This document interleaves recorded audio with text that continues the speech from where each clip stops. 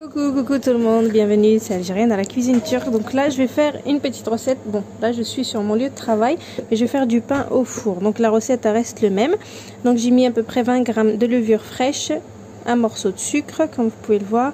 Ici j'ai 500 ml d'eau tiède et je vais rajouter 300 ml de lait tiède. Donc là je rajoute le lait. Vous mélangez un petit peu histoire de diluer la levure boulangère et le sucre. Voilà. En général, moi je rajoute une cuillère et demie à café de sel. Donc là, je vais prendre avec une cuillère à soupe, vu que je suis au travail. Voilà, je vais mettre ça en sel.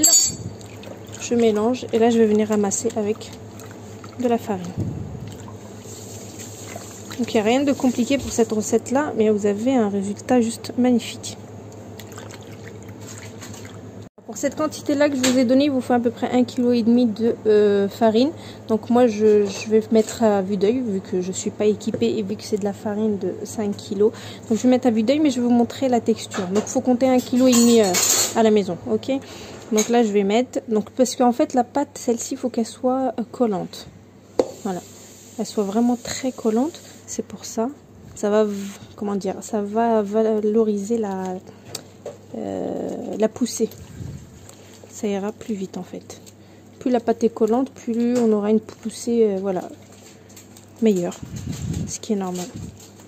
Plus la pâte va être sec, plus vous allez peiner à avoir voilà, une poussée assez bonne, on va dire.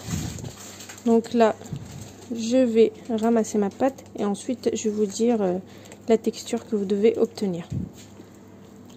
Vous voyez la texture qu'on a obtenue? Elle est vraiment très très collante. Donc là je la travaille comme ça en fait, en frappant. J'ai ma collègue qui me filme là.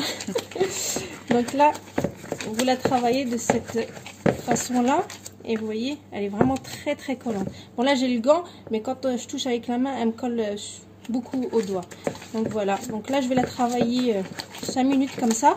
Et ensuite je ferme et je laisse poser jusqu'à qu'elle double de volume. Et ensuite je reviens.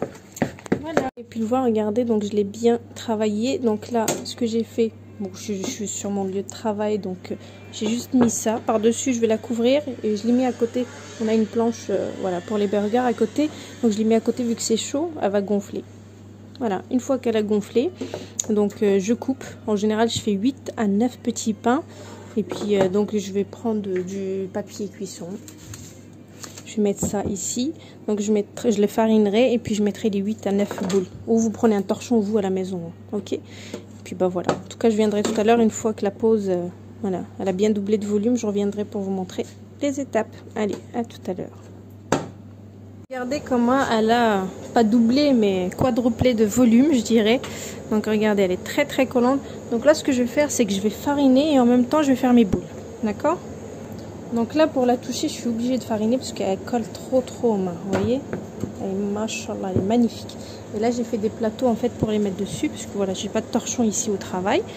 Donc là je vais faire mes boules, donc je vais en faire 1, 2, 3, 4, ouais, à peu près 4 dans chaque plateau et ensuite je reviens. Comme vous pouvez le voir, regardez, j'ai fait des boules, je les ai laissées poser 15 minutes. Au bout de 15 minutes, donc là on est en train de les aplatir avec ma collègue, vous les aplatissez, voilà. Regardez, vous les aplatissez au maximum à peu près. Vous laissez une petite épaisseur, hein, mais vraiment une petite, parce que ça va gonfler. Voilà, donc comme ceci. Donc moi j'en ai fait 2, 4, 6, 8, 9. Voilà, des petits gabarits. Donc là on est en train de les aplatir. Et ensuite je vais les laisser 20 minutes. Et ensuite j'enfourne au four.